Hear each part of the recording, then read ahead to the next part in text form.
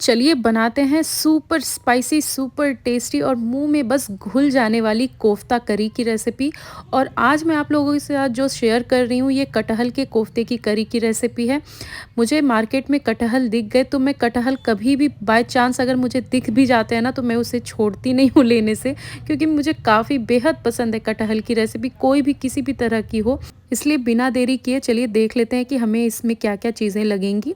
तो यहाँ पे मैंने सारी चीज़ें ऑलरेडी कट कर ली है, क्योंकि मैं नहीं चाहती कि वीडियो काफ़ी लंबी हो और आप लोग उसमें बोर हो जाएं।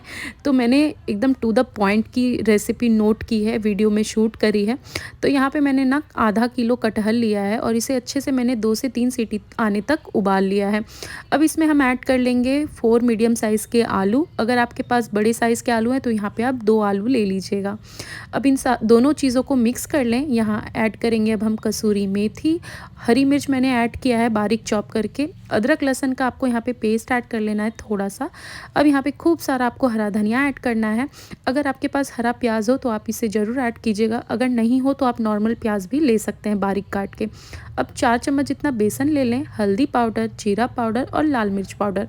आखिरी में ऐड करिए नमक स्वाद के हिसाब से और लास्ट में ऐड कर लीजिए 1 चम्मच के जितना तेल। इस तरीके से अगर आपने एक बार ये कोफ्ता करी बनाई ना तो मैं आपको गारंटी देती हूँ कि आपको ये बहुत ही ज़बरदस्त की लगेगी रेसिपी।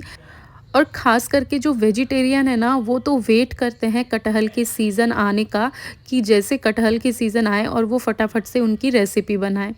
तो यहाँ पे मैंने मिक्सचर को अच्छे से कंबाइन कर लिया है, सारी चीज़ें अच्छे से मिक्स कर लिए हैं।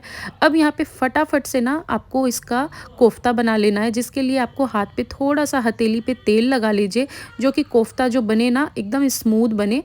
अब यहाँ पे कोफ्ते के मिक्सचर में बीच में सेंटर में थोड़ा सा स्पेस क्रिएट करते हुए किशमिश को फिल कर लीजिए और इस तरह से इसके छोटे छोटे कोफ्ते बना लीजिए। इस जगह मैंने फिलिंग में सिर्फ किशमिश ऐड करी है, आप यहाँ पे अपने मनपसंद के कोई भी ड्राई फ्रूट ऐड कर सकते हैं, जैसे कि काजू, किशमिश, बादाम, ये सारी चीज़ें आपको अगर पसंद हो तो आप ऐड कर लीजिएगा। अब चलिए बना लेते हैं मसाला, जिसके लिए हम यहाँ पे 2 टमाटर ले लेंगे, एक मैंने हरी मिर्च ऐड किया है, थोड़ा साबुत धनिया। अब यहाँ पे मैं ऐड कर रही हूँ काली मिर्च, हरी इलायची, लौंग और काजू।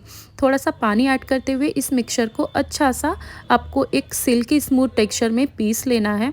और यहाँ पे मैंने हरी मिर्च की क्वांटिटी ज़्यादा इसलिए नहीं ली है क्योंकि मैं आदू को भी ट्राई कराते रहती हूँ सारी चीज़ें जो भी मैं बनाती हूँ घर में।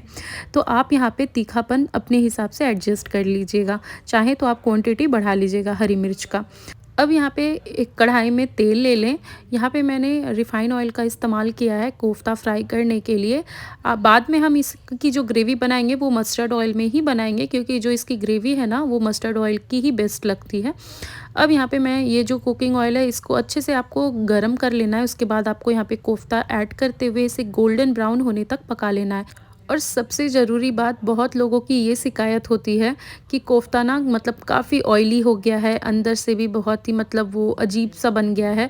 तो ये इसलिए होता है ना क्योंकि हम आलू की जो मतलब जो आलू ऐड करते हैं और कटहल ऐड करते हैं ना उसे ज़्यादा उबाल लेते हैं जो लोग, उनके साथ ये दिक्कतें आती हैं कि कोफ्ता तेल काफ़ी पी लेता है। तो बस ये छोटी छोटी चीज़ों का आपको ध्यान रखना है और कोफ्ता आपका भी बहुत ही बेहतरीन बनेगा और बिल्कुल एकदम से लगेगा कि आपने इसे एयर फ्राई किया है। एकदम ऑयल का इस चिपचिपाहट बिल्कुल भी फील आपको नहीं होगा।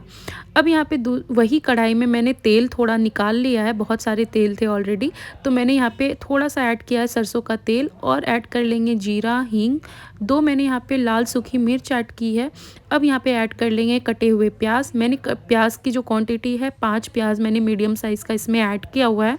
अब हम यहाँ पे इसे अच्छे से भूनेंगे तब तक जब तक कि प्याज एकदम हमारा गोल्डन ब्राउन कलर पे नहीं आ जाता है, क्योंकि प्याज का भुनना ना काफ़ी ज़रूरी है, तो इस बात का भी ज़रूर ध्यान दीजिएगा।